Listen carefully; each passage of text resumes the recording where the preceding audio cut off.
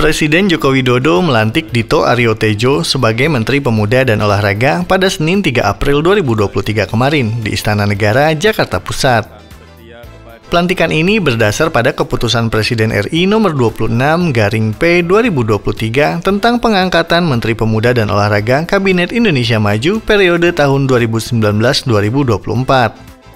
Dito dilantik untuk menggantikan Zainuddin Amali yang mundur lantaran terpilih menjadi Wakil Ketua Umum PSSI.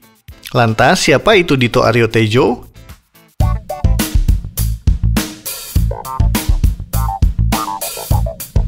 Seperti diketahui, Dito merupakan salah satu nama yang diusulkan oleh Ketua Umum Partai Golkar Airlangga Hartarto kepada Presiden beberapa waktu lalu. Kala itu, Airlangga menyuguhkan 3 nama untuk mengisi jabatan menteri ini, yakni Ilham Permana, Putri Komarudin, dan Dito Aryo Tejo.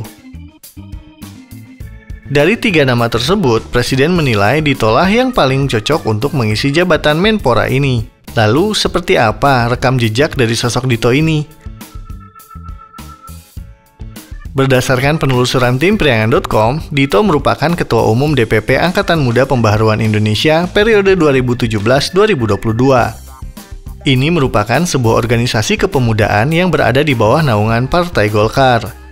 Pria kelahiran Jakarta 25 September 1990 itu juga dikenal sangat dekat dengan sosok Raffi Ahmad.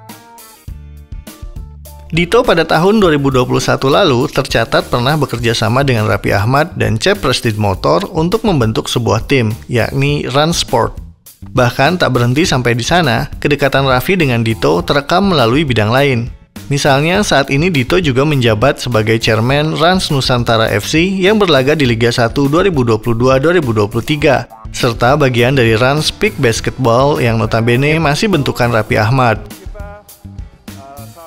Dito juga pernah menjadi Chef de Mission kontingen Indonesia ke Youth Olympic 2018 Argentina dan menjadi pengurus Ikatan Sepeda Sport Indonesia DKI Jakarta. Di bidang pemerintahan, Dito tercatat masuk dalam jajaran tim ahli Menteri Koordinator Bidang Perekonomian Indonesia. Melalui pelantikannya saat ini juga mengantarkan Dito sebagai sosok menteri termuda di Indonesia.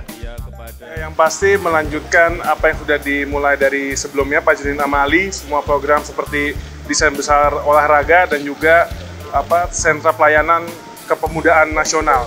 Dan juga ada 3 poin dari Pak Presiden. Yang satu, Pak Presiden ingin di agenda event SEA Games dan Asian Games kita memprioritaskan cabur-cabur yang memiliki potensi medali. Jadi harus efisien, tetapi kita mendapatkan hasil medali yang terbaik.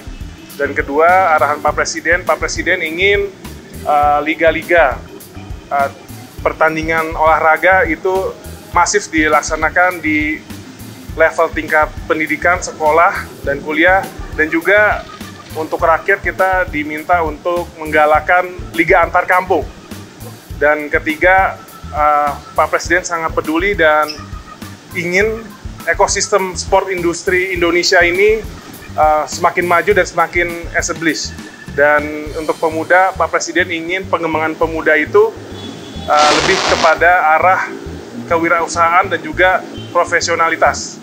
Dan dengan capaian indeks pembangunan pemudanya naik.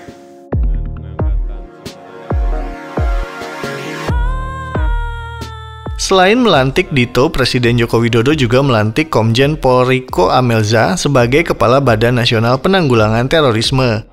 Pelantikan Riko ini berdasarkan pada keputusan Presiden Republik Indonesia nomor 51/TPA tahun 2023 tentang pemberhentian dan pengangkatan dari dalam jabatan pimpinan tinggi utama di lingkungan Badan Nasional Penanggulangan Terorisme. Lalu bagaimana sepak terjang Riko sebelum menjadi Kepala BNPT? Nah, berdasarkan penelusuran tim Priangan.com, Riko tercatat sebagai lulusan Akademi Kepolisian pada tahun 1988 dan meraih predikat sebagai lulusan terbaik. Pria kelahiran Bogor 14 Agustus 1966 ini juga mempunyai banyak pengalaman dalam bidang reserse. Bahkan, ia pernah menjabat sebagai seorang Kapolres Metro Jakarta Utara pada tahun 2008 silam.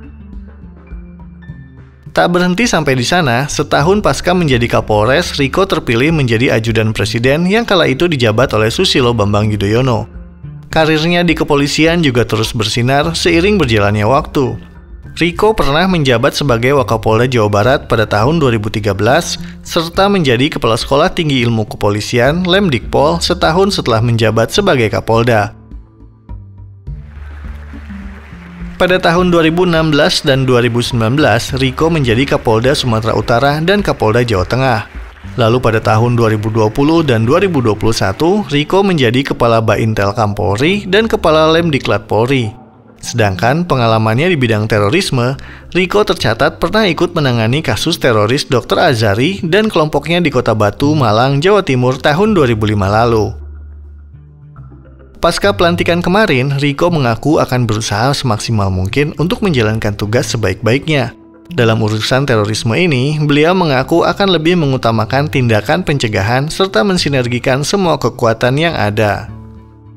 Tentunya akan mensinergikan daripada seluruh kekuatan daripada instansi pemerintah yang ada di bawah pemerintahan Bapak Presiden. Dan kita akan melakukan kerjasama baik di dalam negeri maupun di luar negeri, terutamanya dengan mengedepankan upaya-upaya pencegahan. Pencegahan dengan menggunakan sentuhan daripada hati, pencegahan yang lebih mengedepankan upaya-upaya dalam bidang edukasi, pendidikan, dan kesejahteraan. Seperti itu. Meskipun juga akan dilakukan tindakan dalam bentuk penegakan hukum. Namun demikian, penegakan hukum akan ditempatkan sebagai ultimum remedium, ya, pilihan terakhir dalam melakukan upaya penanggulangan terhadap ideologi daripada terorisme. Di mana ideologi ini berkembang sejak dari intoleran, berkembang lagi ke atas menjadi ideologi radikal, dan akhirnya menjadi penggunaan ancaman kekerasan yang disebut dengan ideologi teroris seperti itu. Bapak Presiden tadi berpesan kepada saya ya, untuk melakukan optimalisasi kegiatan deradikalisasi, terutama kepada saudara-saudara kita yang pernah tersesat ya, dan terlibat dalam masalah hukum dengan kasus-kasus radikalisme dan terorisme seperti itu.